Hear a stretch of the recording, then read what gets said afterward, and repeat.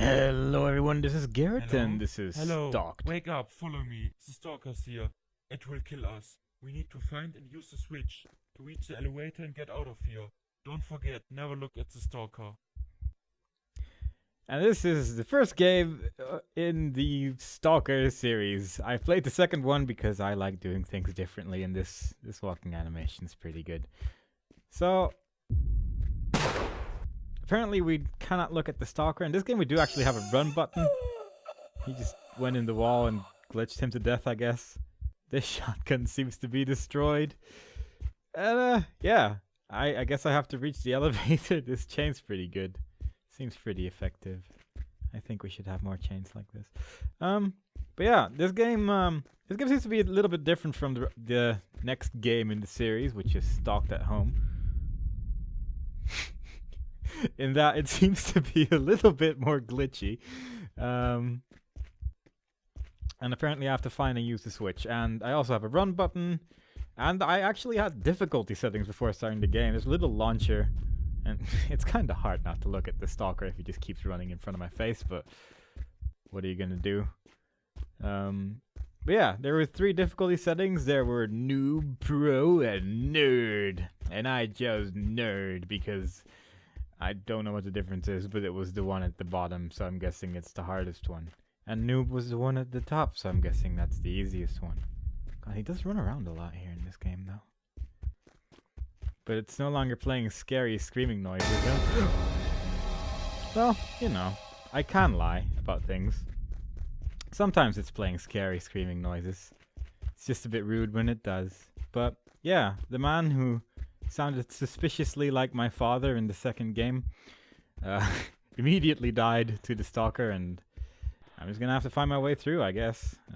It said I have to find an elevator, or at least use the switch to get the elevator or something. Also, it seems I actually have stamina, because I can't actually run forever, that's just lovely.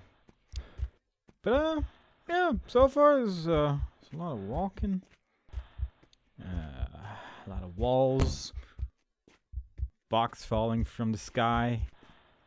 It startled me. Not gonna lie, it was pretty spooky. A lot of people hanging on the wall. Like, what kind of place is this? Because this is just like the house, or whatever, which Stalked at Home was in, where it was like, no one lives here. This is not the kind of place where people live.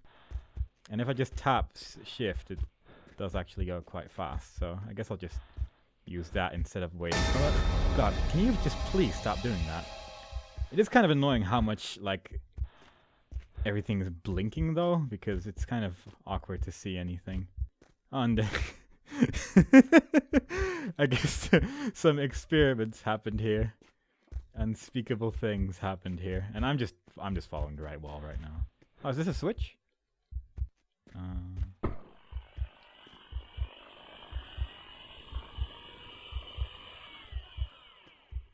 Well, yeah, that made stuff happen. That made a sound. Sounds are good, usually. I don't know where the elevator is, but I'm guessing if I just keep following the right wall, it'll eventually take me anywhere.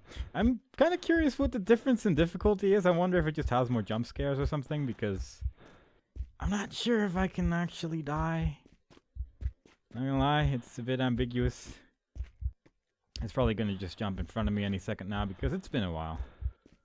And that'll be kind of sad, I guess, but so far it's not really hindered my progress in any way. So far, next to boxes were the jump scares every time. So maybe, that box was a red herring, just like the red blood on the walls. I'm gonna say the first game, or the second game, is somewhat of an improvement over this one, because God, this is just walking in a long, dark corridor, seemingly forever. I don't know if there's an end to this. I don't know where the elevator is. I'm guessing, I think I know where I am, and I think this is where the jump scare is gonna happen. Oh, it didn't happen. Well, okay, cool. Surprising game. That should take me back, but I don't know where the oh, this opened. I think this was closed earlier. Oh no, it's a stalker. He's coming for me every time I reach an open area, so I guess I must be going to the right location. He's really fast though, so Well, this just seems to be entirely pointless, isn't it? I don't think. I'm just gonna make a hazardous guess and say that it uses the same elevator as the one in the second game. This is starting to get a bit silly. There's a lot of jump scares in this game, but it just keeps using the same sounds over and over, and I don't know. It's not the same as Stalked at Home, man. It's not the same. It's gonna have to step up its game if it wants to get on that level. I guess it also helped that there was a bit more voice acting in that game, which just made it extra tense. Because I read the YouTube comments on that video, and people were a bit negative about the voice acting. I thought it was pretty great. Like, maybe not so much in a realistic person kind of way, but I was very entertained by it, and that's what I just tend to look for in games, just something that entertains me. And I was very entertained by Stalked at Home, just because it was so bizarre in its own little way. God, I don't know where I am anymore. I think this is the right wall. I really wish I didn't have stamina, though. This tapping shift all the time is getting a little bit tedious, but hey, what are you gonna do? It's really dark as well, and I don't have a flashlight. I just have the oddly shiny body that illuminates my path everywhere. And I guess that's just what we're gonna have to live with. That takes me even further back, I think. But God knows. I'm kind of lost right now, I'm not gonna lie. I don't really know where I am anymore. Or is this where I started from? Ooh, toxic waste with a skull on it. Ooh, I hope it doesn't kill me. That'd be really sad. And I don't want to be sad. I've already been pretty sad this game so far just because it...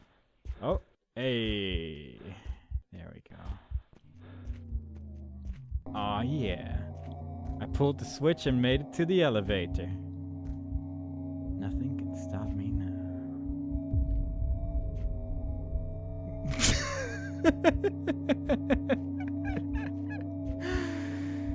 Yeah, okay.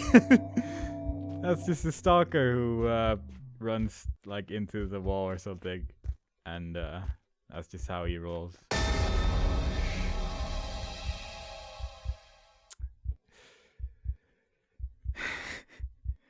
Well, that's kind of sad. I'm gonna say there's an improvement between the first game and the second game, as the first game doesn't really have that much. It's kind of just a large warehouse seeming area where the stalker walks around a lot. But, you know, I was gonna say it was made by one person, but then suddenly like 14 other people come up with art. Although I'm kind of curious how many of these are stock footage, stock things, because free stock texture sounds like a possible stock person, and the game creators and CG texture, like stuff like that. But what are you gonna do? But yeah, the second game I think is a lot more entertaining, but this one, it's good to see its roots, in a way. I'm glad I got to see the roots that eventually spawned Stalked at Home. And yeah. And both games are pretty short. Do you want to restart? Yes, no. I don't think so. But I hope you enjoyed this, like 5-minute video or something. It wasn't very long, although I did run for a long period of time. But yeah, I hope you enjoyed Stalked, and I hope you enjoyed Stalked at Home. And if there's ever another Stalked game, I'll probably just try it out as well, because they're pretty great. Bye-bye.